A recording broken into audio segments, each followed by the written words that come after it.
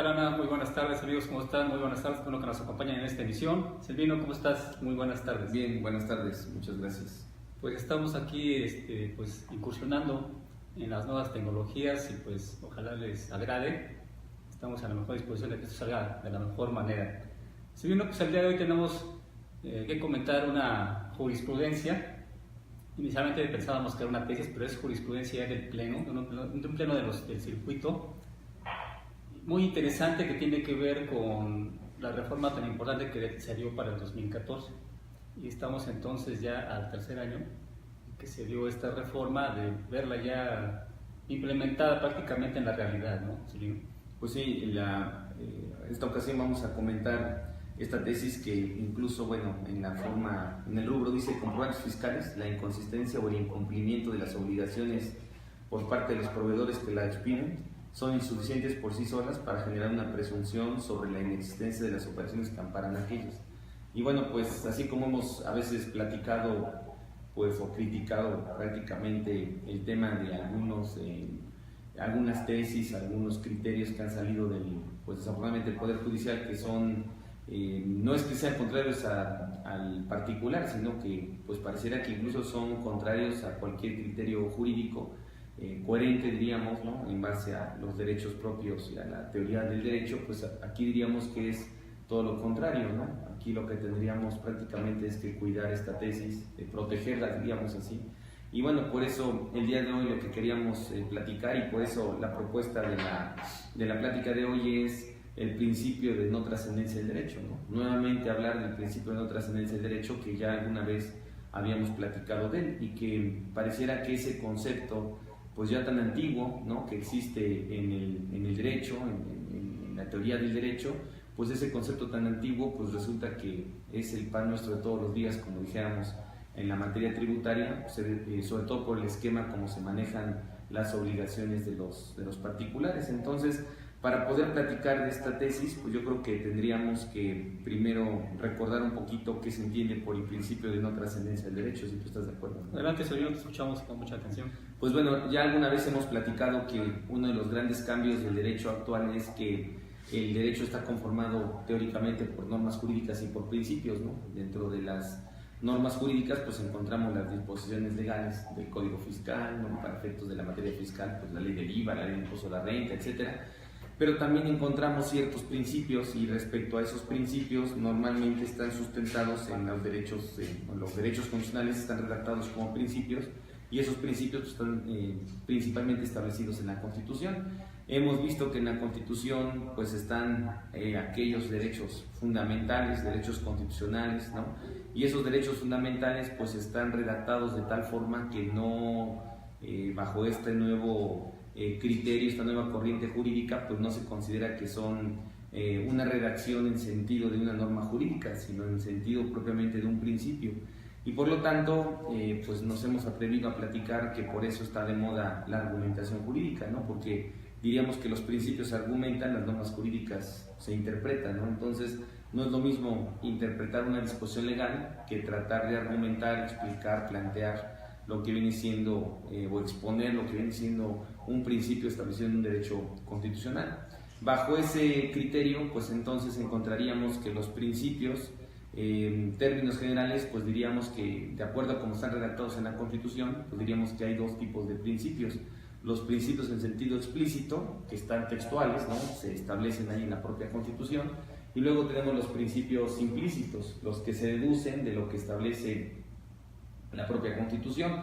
El derecho de autonomía de las personas pues es un principio implícito porque se deduce del artículo primero constitucional, ¿no? Cuando habla de la libertad, de la igualdad, bueno, pues encontramos un principio implícito que es el principio de autonomía de las personas, que hoy es fundamental, sobre todo en la materia administrativa, ¿no? Yo creo que vale la pena explorar un poquito ese derecho de autonomía en relación a todas las licencias, concesiones, permisos, autorizaciones, regulaciones que existen en materia administrativa, que van más o menos encaminadas sobre ese rubro. Y por otro lado, pues también encontramos dentro de esos principios implícitos, pues encontramos en el artículo primero constitucional, en los artículos 14 y 16, en el artículo 31, fracción cuarta de la Constitución, por ejemplo, ¿no? Encontramos un principio implícito que es el principio de no trascendencia del derecho.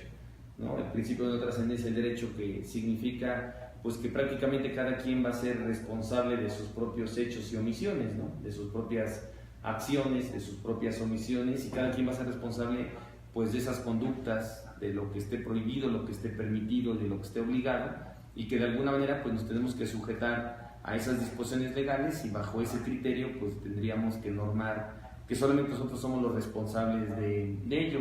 Este principio diríamos que se complementa con el artículo 22 constitucional, cuando habla de que está prohibida la pena trascendental, ¿no? Y bueno, cuando habla de que está prohibida la pena trascendental, significa que está prohibido que se sancione a personas, ¿no? Que se sancione a sujetos. En la materia fiscal, pues diríamos a que no cometieron la infracción, ¿no? El que no comete la infracción, pues no puede ser sujeto de una sanción. El artículo 26 del Código Fiscal, por eso en su último párrafo, cuando habla de la responsabilidad solidaria, si tú estás de acuerdo, Esteban, pues habla de que la responsabilidad solidaria abarca las contribuciones, los recargos, desde luego, la actualización, porque forma parte de la contribución, pero no abarca las multas, ¿no? Es decir, si le impone una multa a una persona, el responsable solidario, si le impone una multa a una persona moral, el responsable solidario, que podrían ser el administrador, los accionistas, etcétera, no podrían ser de alguna manera sujetos obligados al pago de la multa, porque finalmente el que cometió la infracción fue la persona moral, no los responsables solidarios. Entonces, ahí diríamos que queda acotado el concepto queda muy claro el concepto de la prohibición de la pena trascendental. No se va a poder sancionar a personas que no cometen la infracción, ¿no? Hay un debate ahí, incluso hasta académico, que se publicó algún tiempo todavía en la revista del Tribunal Fiscal de la Federación, cuando todavía el tribunal hacía documentos, los hacía impresos, ¿no? Hoy ya todo es medio electrónico, pero había un trabajo ahí muy interesante en cuanto a los herederos y a la sucesión. ¿La sucesión es responsable de las multas del decuyus o no es responsable de las multas del decuyus?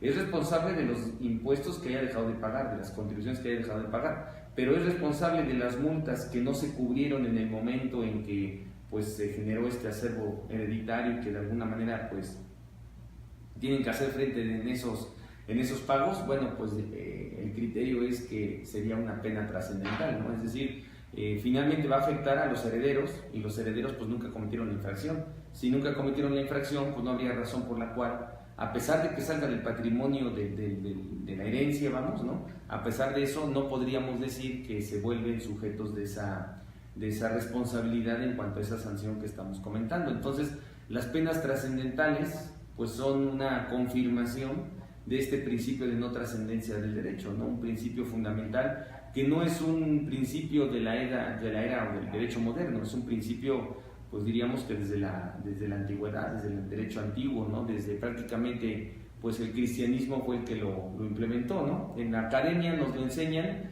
con el ejemplo de Romeo y Julieta, que ahorita se me olvidó el apellido de los Romeo y Julieta estos, que bueno, pues uno mató a otro, ¿no? En la familia, entonces se odiaban y que al final iban a expulsar a toda la familia, ¿no?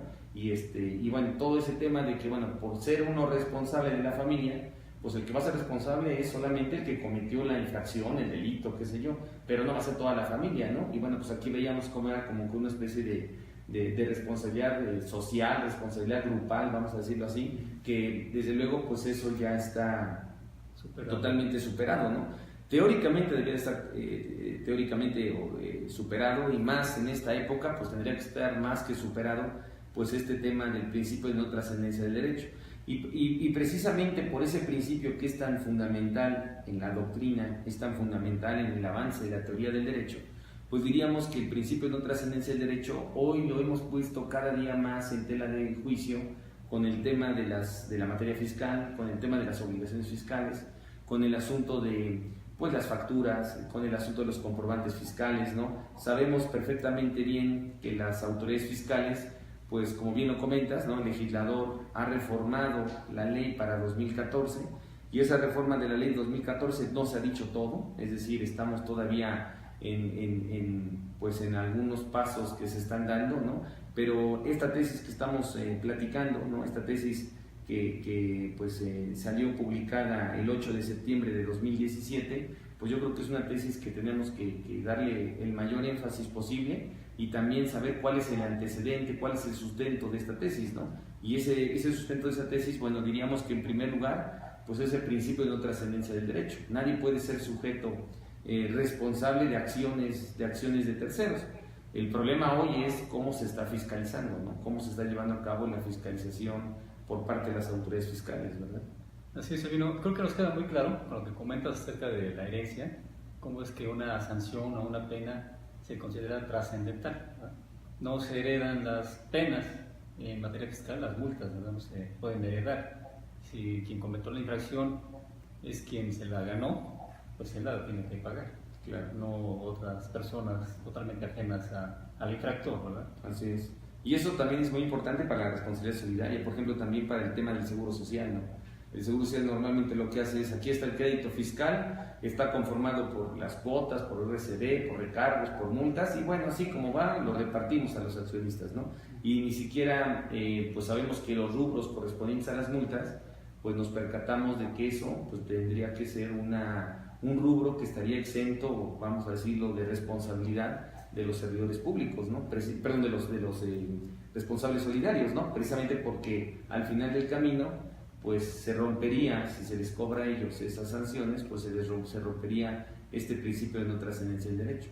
El problema son las facultades de la autoridad, y hoy vemos que las autoridades fiscalizan, pues en términos académicos hacen mención de una fiscalización horizontal y vertical, ¿no? Una fiscalización vertical es una fiscalización de subordinación, es decir, entre la autoridad fiscal y los contribuyentes. Por eso la autoridad tiene sus facultades de comprobación, ¿no? Artículo 42 del Código. Por eso el artículo 42 establece todos los procedimientos que existen. Y bueno, pues ahí tenemos una fiscalización horizontal vertical, en razón a que pues la relación se da, ¿no? La relación se da entre particulares y la autoridad fiscal. Entonces hay una subordinación total. El procedimiento administrativo pues es oficioso. El procedimiento administrativo que se lleva a cabo, pues la autoridad lo tiene que terminar finalmente. El procedimiento goza de un principio de ejecutoriedad, es decir, se tiene que cumplir independientemente de lo que pase, ¿no? Muchas veces pues hay personas que consideran que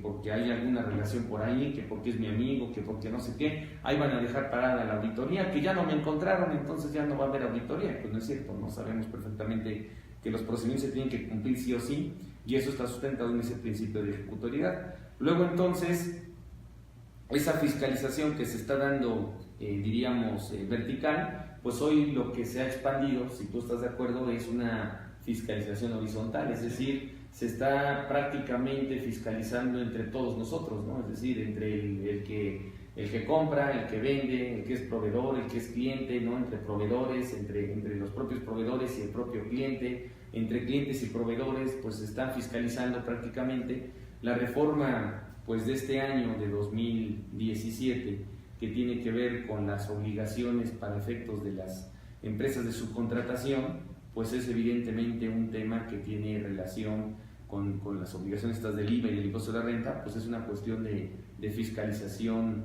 horizontal, ¿no? Es decir, de alguna manera es horizontal porque es del tú a tú, ¿no? Es decir, entre iguales, y entonces pues el que fiscaliza es el proveedor con el cliente con el otro proveedor, y entonces pues se vuelve una cadenita, y esa cadenita es la que hoy diríamos que es a la que le ha apostado más la autoridad, para que de alguna forma con eso pues como que los particulares entre ellos se vayan automáticamente fiscalizando, ya sin la necesidad de que la autoridad lleve a cabo los procedimientos administrativos correspondientes, ¿verdad? Así es, bien amigos, vamos a ir a la primera pausa y regresamos enseguida.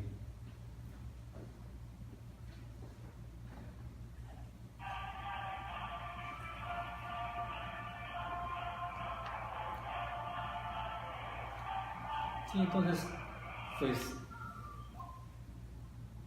esto de lo más común, ¿no? Todavía es una autoridad, en este caso el SAT o Hacienda, pues tiene que tomar ese papel, ¿no? Su poderío. Lo que sí debería haber es más cursos que, como bien dices, que vayan más encaminados a entender este tipo de procedimientos de fiscalización y los derechos de los contribuyentes, ¿no? Sí, porque la verdad, honestamente es penoso que, con todo respeto, pues nuestro nivel sea cómo llenar los comprobantes, ¿no? a ver qué pongan al cuadrito. Sí.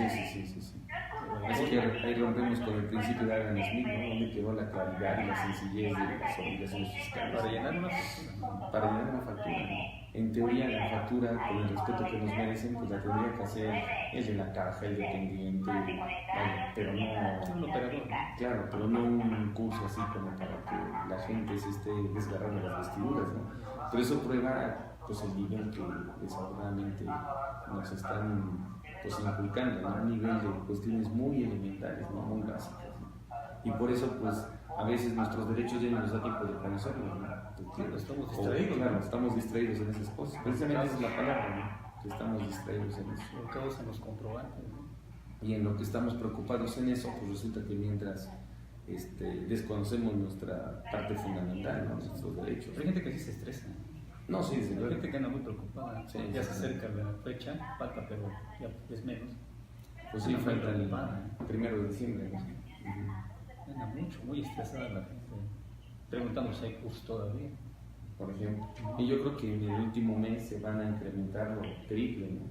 Y luego a reserva de que sobre la marcha vayan cambiando las cosas y que se vayan dando cuenta que hay cosas que hay que ir modificando y tal, pues todo eso genera más inconvenientes, ¿no? Pero bueno, yo creo que ahí más que nada el ejemplo es pues, que nos estamos encargando de entretenernos en algo que en realidad no debería de ser así, ¿no? Un sistema fiscal que se preocupe nada más por los comprobantes fiscales, cómo están llenados, pues es una cosa vaya muy elemental, ¿no? Que a la autoridad nos va a facilitar la fiscalización o qué sé yo, eso es otra cosa, pero pues no podemos establecer tantos requisitos tan estrictos y formales. Entonces, ¿qué es lo que va a pasar? Lo que comentas.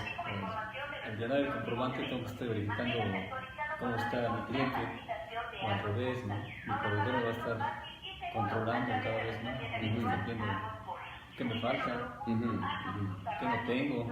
Fíjate que a ver qué pasa con esa reforma, a ver hasta dónde alcanza, porque luego las reformas no alcanzan, pero a ver hasta dónde alcanza la reforma esta del 15 de septiembre, del artículo 17, ¿no? Que instrucciona en garrafita que dice, pues hay que darle preferencia sin afectar a las partes, a darle preferencia a las cuestiones de forma sobre cuestiones de formalidad, sobre todo pensando en el acceso a la administración de justicia, ¿no? Eso dice el artículo 17, cuántos asuntos, que por qué no trajiste la copia certificada, que por qué no trajiste la copia tal, que por qué te faltaron copias, que por qué no lo presentaste de tal o cual forma, pues el fondo del asunto, que es el derecho que estoy defendiendo, pues resulta que nunca se hizo valer, ¿no? Ajá, o pasó a ser así. Va a entrar al análisis, ¿no? O nunca entra al análisis precisamente por eso. Entonces, esa reforma, pues habrá que ver qué consecuencias da, ¿no? Pero bueno, pues a ver, vamos a esperar que funcione esa disposición de la reforma del 15 de septiembre de este año, ¿no? Que yo creo que también la publicaron esa fecha como para, pues no sé, como para que fuera así emblemática, ¿no? Esa reforma, ¿no? Si hubiesen sabido, lo publicaban en el 19. Sí, lo han publicado el 19.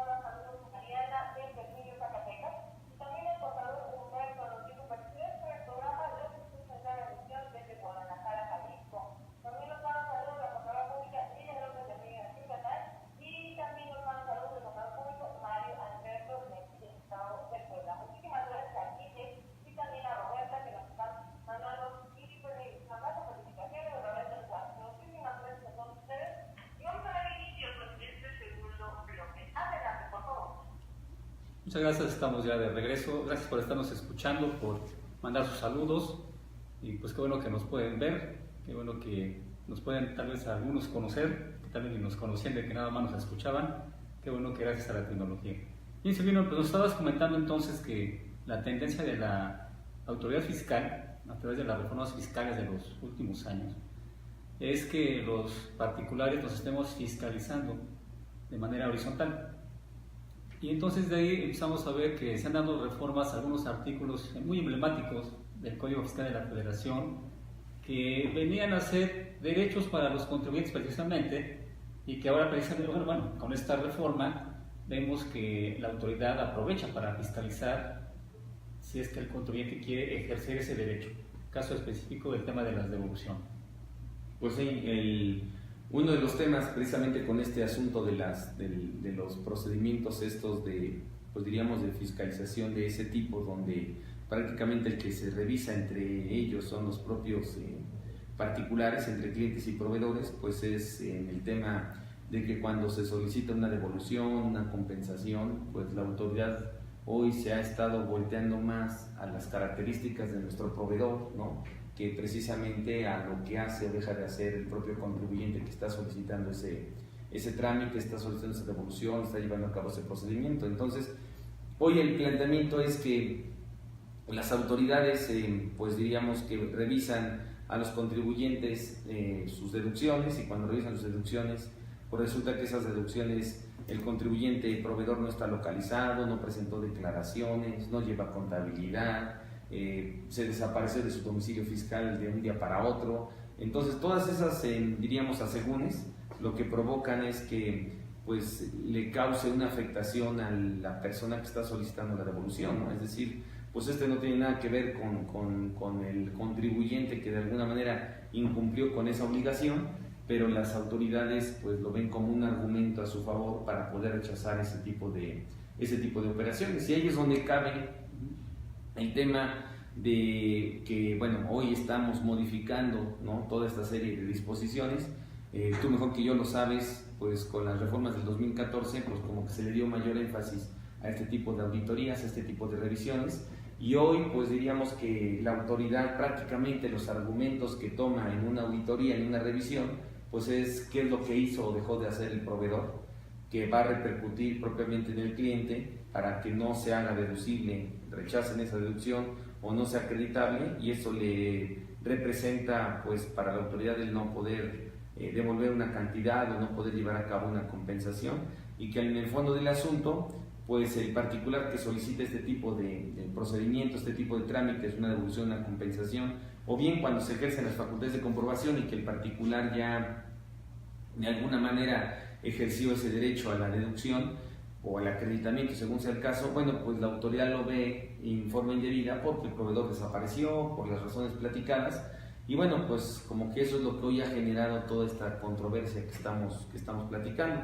Y a eso pues habría que decir como que el dedo en la llaga, pues sería adicionalmente a lo que estamos platicando, pues ya la reforma del 2014, donde prácticamente ya se estableció un procedimiento para verificar las operaciones inexistentes, y entonces ahí se hace mención de que si tiene infraestructura, que si no tiene infraestructura, si hay personal o no hay personal, si de alguna manera está realizando el entero de sus contribuciones, pero bueno, estamos hablando del proveedor, no del contribuyente directo, diríamos en este ejemplo, ¿no? Y entonces pues eso de alguna manera pues afecta al propio contribuyente directo, y por eso la pregunta sería, bueno, ¿hasta qué punto es aplicable este principio de no trascendencia del derecho, ¿no? Así es. Fíjate que es otro tema muy importante que se oferta también en los cursos, la materialidad de los hechos o de las operaciones.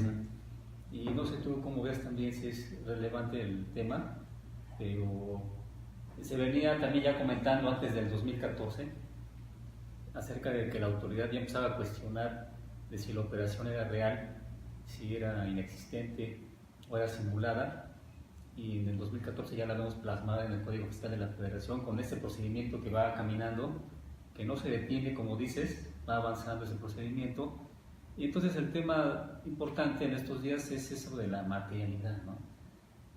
Si es una operación real, y como que está tu libro al frente, y entramos a ese ambiente de la sospecha por parte de la autoridad fiscal, ¿no?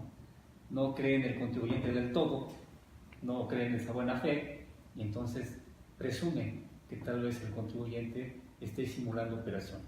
Pues sí, ese es básicamente el meollo del asunto, ¿no? El asunto de que hoy, yo creo que a nivel mundial el derecho ha tenido un cambio sustancial, y ese cambio sustancial es precisamente lo que tiene que ver con el fenómeno que estamos viviendo de la incertidumbre, ¿no? La incertidumbre yo creo que no únicamente se da en el tema de las obligaciones fiscales, sino que la incertidumbre se ve pues en todos los ámbitos de la sociedad. Y bueno, el asunto es que donde debería pues de alguna manera de verse menos afectado pues es en la cuestión fiscal, porque es el Estado el que de alguna manera cobija toda esta serie de procedimientos y evitaría en su momento el que existiera pues esa incertidumbre por parte de los particulares. Pero hoy vemos como este tema de que si está acreditada la operación, que si no está acreditada, que si la operación es procedente o no, pues todo ese tema se reduce a una cuestión de mera subjetividad, ¿no? O sea, una cuestión de mera pues apreciación a veces discrecional de las autoridades para decir este lo palomeo, este no lo palomeo, este lo palomeo, este no lo palomeo, y entonces eso da como consecuencia que pues el problema de esa amplia discrecionalidad, sobre todo a las autoridades fiscales, a las autoridades administrativas, pues provoca muchas ocasiones, la discrecionalidad provoca muchas veces la corrupción, ¿no? Y eso es lo que en teoría tendríamos que ir pues acotando, tendríamos que ir defendiéndonos al respecto, de evitar que el mayor número de casos pues tengan que ver con problemas de corrupción. Pero hoy prácticamente pues con este tipo de legislación pues está abriendo una puerta abierta a que los particulares piensen en la subjetividad de este tipo de casos en los cuales pues no existe el criterio claro, contundente, objetivo que diga pues sí es cierto o no es cierto, ¿no? Entonces ahí hay un problema de incertidumbre. Ahora, después hay que pensar en todas las actividades que hay comerciales, ¿no? En general, ¿no? Todas las actividades comerciales que tienen los particulares, pues es cuanto nunca acabar, porque imaginémonos cuántas actividades hay, y de todas esas actividades hay, pues son tan casuísticas que yo creo, salvo tu mejor opinión, que un servidor público cuando hace una verificación de domicilio y dice aquí no es el domicilio, pues necesita tener un conocimiento por lo menos algo muy esencial de administración de empresas para que algo así muy general lo pueda ir plasmando, ¿no? Pensando en voz alta, ¿no? En ingeniería industrial o algo así, pero no así cualquier hijo de vecino que pues llegue y diga que aquí no es porque dicen que aquí no es y aquí no es porque no es, y levantan su acta, y eso genera muchísimas consecuencias. Pero esas consecuencias las vemos desde el punto de vista, por lo menos para esta tesis, las vemos desde el punto de vista del cliente que dedujo esa operación. Entonces, aquí nos vamos acarreando el problema con nuestros propios clientes. Así es, Silvino.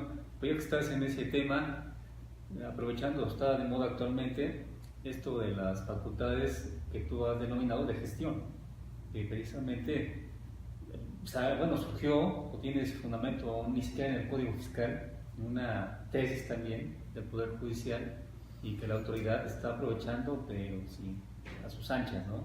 Entonces, se ha implementado incluso todo un procedimiento fuera de lo que es el Código Fiscal, pero que en la realidad pues está pues ahí, ¿verdad? Está viviendo, está caminando, y que pareciera que con una simple invitación o exhorto, la autoridad percibe ingresos que de otra manera parece que es más complicado, ¿no? Entonces vemos que este tipo de facultades de gestión que tú las denominas, pues de esa manera resulta ser bastante lucrativas para la autoridad fiscal. Porque se quitan muchas formalidades, ¿no? En primer lugar, se quitan muchas formalidades. Una invitación no cumple con todos los requisitos formales de una visita domiciliaria, por ejemplo, ¿no? No obstante que las invitaciones, pues por ahí hay un criterio que dice que las invitaciones son contrarias al artículo 16 constitucional, ¿no? Porque no existen facultades previas a las facultades de comprobación, y una invitación es para planear facultades de comprobación, por lo tanto todavía no han iniciado las facultades, es un procedimiento previo. Entonces hay una tesis por ahí de 2001-2002 que dice precisamente que porque están prohibidas las facultades de las invitaciones, que el 42A es inconstitucional. Pero bueno, hoy todo eso pues ha ido como que pasando a segundo término, y hoy le han dado demasiada énfasis a toda esta serie de procedimientos, diríamos, cuasi formales, porque no tienen muchas formalidades, pero que al final, si tú estás de acuerdo, eso lo que hace es reforzar las acciones de las autoridades, hacerlas por lo menos más eficaces.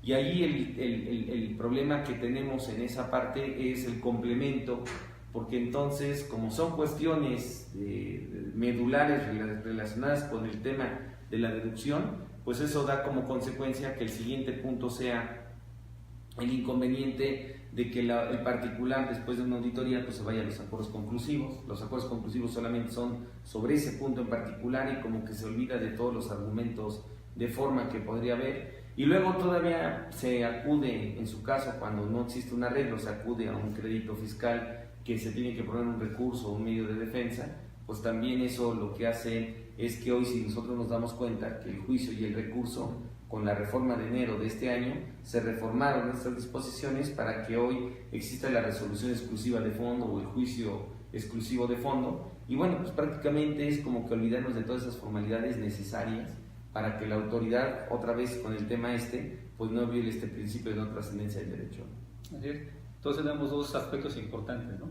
Nos estamos fiscalizando entre contribuyentes de manera horizontal y nos estamos pues acercando a la terminación de los formalismos también por parte de los procedimientos de fiscalización de las autoridades fiscales, ¿no? Entonces, que antes era la parte medular muchas veces en los medios de defensa. Bastante cuidada por los abogados, contadores y contribuyentes, ¿no? Ajá, y ahora pues prácticamente toda la legislación está implementándose para que los argumentos de forma pues vayan pasando a segundo término, ¿no? Y entonces queda uno pues simplemente con el argumento de fondo, pero dijera uno, bueno, el argumento de fondo, ¿hay elementos para eso? Pues el problema es que el argumento de fondo podría ser nada más ¿se hizo la operación o no se hizo la operación? Y ahí se juega el contribuyente, quién sabe, su patrimonio, ¿no? Entonces, una cosa tan delicada que nada más quede en un argumento, pues como que queda muy al aire la discrecionalidad que puede haber en relación a la forma en que se resuelve después ese recurso de revocación, sobre todo en particular el recurso,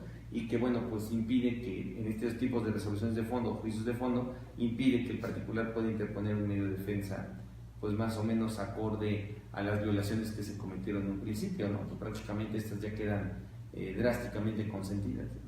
Así es, pero incluso así como por ejemplo en las facultades de gestión podemos observar esa parte persuasiva de la autoridad fiscal, porque como bien dices es una invitación que parece que no va a pasar nada, porque todos pensamos que la invitación es eso, y cuando se acude y te empiezan a hablar de esa manera tan característica, pues tú dices, pues mejor a ver como que le vamos haciendo algo al asunto ¿no? Antes de que se complique, antes de que se materialice el monto a pagar, pues mejor vamos viendo, ¿no?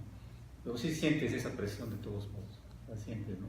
Igual cuando ahorita, como bien dices, se están prácticamente extinguiendo los formalismos en los procedimientos, de igual manera, ahí está la oferta, ¿no? Ahí está la oferta para que tú te acerques y aceptes esos procedimientos nada más de fondo. Entonces observamos que la autoridad, o no quiero pensar que el legislador desde la tribuna esté pensando de esa manera, ¿verdad? En persuadir al ciudadano a que los procedimientos ya no sean tan largos, tan costosos para la autoridad, y entonces se recauda de manera más rápida. Claro. Y que al final se quitan de los problemas que les causan la nulidad de las resoluciones, ¿no? Y eso es precisamente por esas formalidades. Por eso el tema de la formalidad tiene que ver con un principio de legalidad. La autoridad se tiene que sujetar a lo que digan las leyes. Y hoy, cuando estamos hablando de este principio de no trascendencia del derecho, pues diríamos que la autoridad se tiene que sujetar a la ley. Es la parte más importante del derecho, ¿no? Diríamos que posiblemente para los académicos, cuando exponen una clase de derecho, pues diríamos que el derecho lo que más busca es apelar a una mayor defensa de los derechos de los particulares y tratar de contener las atribuciones de la autoridad, porque si no se desbordan. Y un ejemplo de pues es este criterio, ¿no? Bueno, pues no puedo utilizar como fundamento para no rechazarte, o mejor dicho, para rechazarte una deducción, no puedo utilizar como fundamento pues que esta empresa ya no opera, que esta empresa no está localizada, que no tiene infraestructura, que no tiene personal, etcétera, porque al final del camino no te estoy juzgando por lo que estás haciendo, sino te estoy juzgando por lo que hizo el de junto, ¿no? Entonces, el que un proveedor sea incumplido, sea moroso, etcétera, que es lo que dice esta tesis, un proveedor sea incumplido, etcétera, pues no significa que eso tenga que acarrear necesariamente con el contribuyente. Ahí diríamos que prácticamente se está violando ese principio de no trascendencia del derecho. Entonces, como bien dices, a la hora de que nos tengamos que defender con los actos de autoridad que pretendan violar este principio, lo relevante ahora sí es argumentar para defender ese principio. Para defender ese principio de no trascendencia, para defenderlo y decir que pues estas razones no proceden, ¿no? Y yo creo que sería el principio de no trascendencia y el principio de legalidad, porque la autoridad no tiene elementos para poder rechazar una deducción sobre si es que el proveedor o la proveedora ya desapareció, no lleva contabilidad, etcétera. Bueno, pues es otra causa finalmente imputable a esa persona y tendrá que ser responsable sobre el patrimonio de esa persona, pero no del tercero, ¿no? Y eso es lo que dice esta tesis, que yo creo que por eso hay que tratar de rescatarla, hay que difundirla, ¿no? Porque básicamente pues está rompiendo toda la inercia del Poder Judicial, donde decía, bueno, pues necesitamos ahorrar, necesitamos de alguna manera evitarnos procedimientos más complejos y la forma más fácil es pues ir con un contribuyente, ver que su proveedor no está localizado, no lleva contabilidad, no entregó tal y cual, pues eso es suficiente para que al contribuyente deudor, pues a él se le finque un crédito fiscal, se le observen algunas irregularidades, pues a causa del primero, ¿no? A causa del proveedor de origen. Así es. Vamos a ir a la segunda pausa y regresamos al final del programa. Si quieres, a lo mejor Sí, terminamos yo creo que ahorita con esta redacción. entremos al siguiente. Está bien la luz. Tenemos los datos de la jurisprudencia, ¿no? Para que lo puedan A lo ubicar. mejor si quieres leer el documento. Está conectado. Si alcanzas a ver si no. Ahorita me hago así como un metro para allá y se llama. Sí, digo, y con esa si quieres, ¿de qué hemos estado hablando? Pues de esta jurisprudencia, ¿no? Y que esta jurisprudencia, pues por eso yo creo que es valiosa, ¿no? Más que nada, pues reconocer el valor de la importancia que tiene esa disposición, ¿no? Yo no me dio tiempo verificarla con cuidado, pero habría que ver los Antecedentes. antecedentes para saber qué dijeron ¿Qué dijeron? las partes y lo que fue resolviendo cada tribunal, ¿no? Sería lo interesante. Sí, porque este es el resultado del análisis y de la Sí, claro. resolución, ¿verdad? Entonces, pues como siempre, a la primera no lo entiendes. Sí, no. Pero ya a lo mejor con el antecedente, pues ya Ya vas manejando, ¿no? con más amplitud, vas teniendo más información, ¿no? Ya le vas tomando el sentido. Debe haber argumentos ahí precisamente que expliquen, ¿no? Claro. Acerca de por qué el principio de no trascendencia. Y seguramente. Sí, que también se basa en una jurisprudencia que decía que los proveedores no... Ajá. ¿La segunda? Segunda J, del 2013. Comprobantes fiscales, valor probatorio, cuando el contribuyente que lo despidió no se encuentra localizable. Sí, que finalmente pues es ese ejemplo que estamos viendo. Y que pues también ahí en parte de la autoridad se le ahorran las compulsas, ¿no? Sí, ahora, esta jurisprudencia que ya emitió el Pleno, se queda así, no la puede modificar la Podría Suprema modificarse. Corte. Sí, pues por eso es importante. Esos no me gustan. Los que están ahí arriba, ¿no? Pues sí, pero pues podría modificarse el criterio, ¿no? Sí, de los que están ahí. Que está muy claro, ¿no? Pues vaya, es Está sentido bastante- común, ¿no? No tampoco no está tan están inventando complicado. el hilo negro ni nada, pues el sentido común jurídico, diríamos, de esto, ¿no? Sí, sí, eso está acorde, ¿no? Está muy acorde con el razonamiento. Sí, que de ahí de los que están en el Pleno, pues el único es Pérez Dayan, el que se defiende en materia administrativa, ¿no? Que ni es jefe del SAT, ¿no? A veces normalmente le corrigen sus proyectos de sentencia, ¿no? Ah, sí, sus planes. Bueno, cuando entró creo que decían que era el que llevaba más rezago de todos los ministros. Puede ser. Entonces que no es lo mismo, ¿no? Una función operativa o una función totalmente jurisdiccional, ¿no? De estudio, de análisis Sí. técnico totalmente. Sí, ese tema igual es este otro, bueno, este es Alfredo Gutiérrez, ¿no? Ortiz Mena, el ex jefe de SAT, y el otro político. Y los dos, o sea, les dan unas bateadas tremendas los otros que sí traen carrera judicial, ¿no? A mí me gusta mucho cómo defiende el punto Pérez Dayan. Sí. se nota ya la experiencia en materia administrativa. Él siempre ha estado en materia administrativa. Creo que a veces los demás ni me entienden. Para Ni me variar. entienden, ¿no?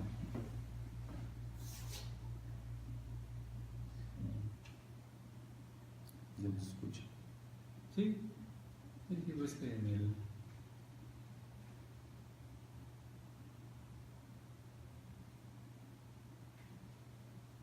Ajá, se quedó quieto, será la batería. No, sí está encendido.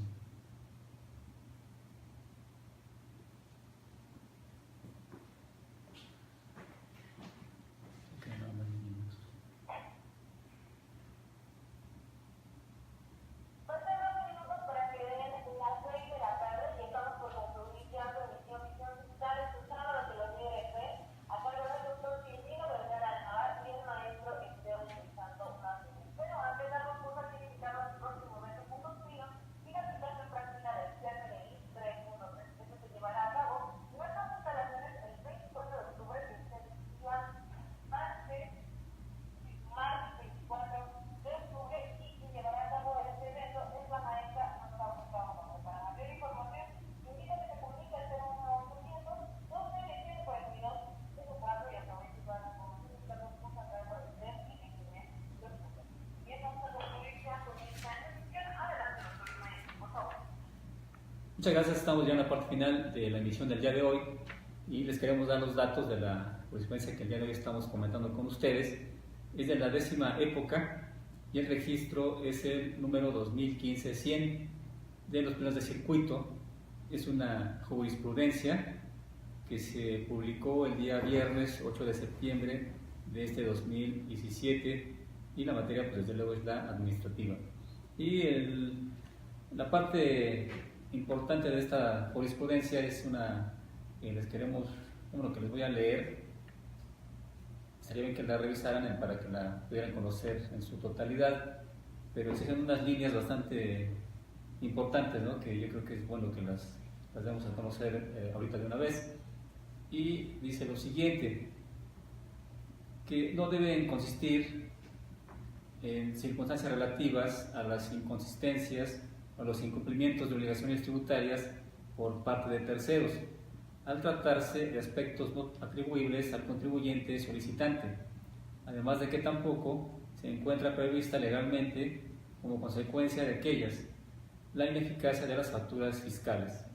Esto conforme a la jurisprudencia de la segunda sala de la Suprema Corte de Justicia de la Nación, que tiene que ver con una tesis anterior, que es la segunda diagonal J del 87 del 2013, también de la 10ª época, que tenía como título el siguiente: comprobantes fiscales, su valor probatorio, cuando el contribuyente que los expidió no se encuentra localizable. Y dice la parte final de esta jurisprudencia, por ende, las inconsistencias de ese tipo, consideradas aisladamente, son insuficientes para generar una presunción válida sobre la inexistencia de las operaciones referidas. Este es el punto importante de esta jurisprudencia, ¿verdad? Que si la autoridad está presumiendo que mis operaciones tal vez son inexistentes, pues tiene que hacer toda una concatenación, se llama, de varios elementos, no solo uno, para que en este caso proceda tal vez ese criterio de que mi operación pudiera ser inexistente. Sí, llegue a esa conclusión, ¿no? Es decir, tendría que tener más elementos de prueba, no la simple presunción de que este contribuyente no está localizado, no presentó sus declaraciones, no tiene personal, etcétera, ¿no? Todo eso es lo que tendría que ir considerando pues la autoridad. Ahí, la verdad, pues con todo respeto, es una tesis interesantísima, más que nada porque está reconocido un derecho primordial de las personas, ¿no? Que lo que estábamos platicando, pues el principio de legalidad, el principio de no trascendencia del derecho, que son dos principios pilares medulares del derecho. En la academia hay una aventura que nos explican en las lecciones de teoría del derecho, en las lecciones de filosofía del derecho, que lo pueden ustedes encontrar. Dice ahí, aún hay jueces en Berlín, y ponen el caso de que un príncipe pues quería expropiar un molino de una persona.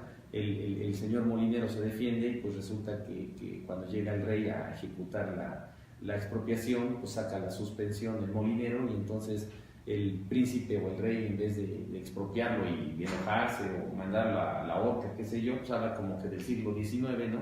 Cuando Berlín todavía era Prusia. Y bueno, pues la respuesta que da el príncipe en esa leyenda es: aún hay jueces en Berlín, es decir, sobre el derecho nada, ¿no? Sobre el derecho nada, sobre los derechos fundamentales nada, ¿no? Yo creo que esto es bien importante que lo retomemos, porque finalmente hoy vemos que precisamente por el tema de la ponderación, pues violamos derechos fundamentales para proteger derechos fundamentales, y bueno, pues aquí está muy claro que eso no debe de ser, ¿verdad? Así es, y decíamos que es un criterio muy lógico y acorde con los principios que nos han llegado también no hace mucho, en el 2010.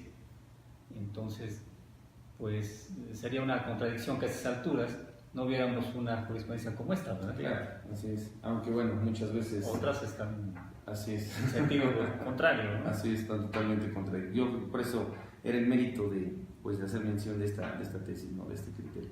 Y Sabino, pues casi llegamos al final de este programa. No sé si quisieras dedicar algunas palabras a nuestro auditorio, que además de que ya nos está escuchando, pues ahora ya también nos puede observar. Pues muchas gracias por la invitación, como siempre. Esperemos que contar con ustedes en estos charlas ahí un poquito académicas relacionadas con los criterios y lo que está sucediendo en la parte procesal fiscal o procedimental fiscal, como lo hemos platicado, y que bueno, pues esto diríamos que es una forma de contener a ese derecho fiscal de la sospecha, ¿no? Como decías hace un momento, en el último capítulo de este libro, lo que platicamos es que necesitamos contener al derecho fiscal de la sospecha, es decir, el que por una simple presunción la autoridad ya le fijó un crédito fiscal, ya dijo que es infracción, ya dijo que es delito, ya dijo que tal, ¿no? Entonces, ese derecho pues lo necesitamos de alguna manera, o esa legislación, no el derecho, esa legislación, pues la tenemos que contener, y un ejemplo de ello pues es esta tesis que estamos hoy platicando. Así es, y la invitación para ustedes,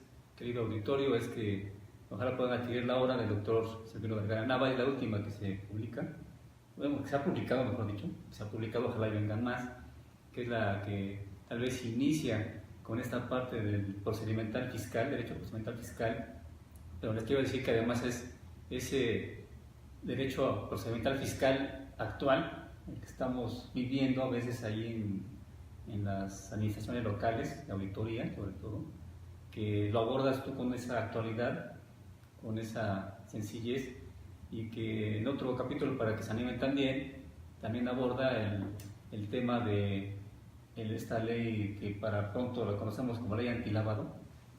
El nombre es larguísimo, pero que ese procedimiento de verificación empieza a caminar, y que tú ya has encontrado algunas deficiencias muy importantes, unas diferencias también con el procedimiento de la visita domiciliaria, que es el que conocemos casi todos. Entonces, ojalá y se animen a adquirirlo para que pudieran conocer este nuevo procedimiento de verificación e inspección en ley antilavado, y vean las deficiencias que ya se empiezan a notar, y el camino se empieza a hacer, ¿verdad? Pues estamos empezando a caminar, y seguramente que en pocos años veremos libros bastante robustos acerca de este nuevo procedimiento de verificación o fiscalización. Gracias, amigos, por habernos acompañado. Muy buenas tardes. Cuídense mucho. Hasta la próxima.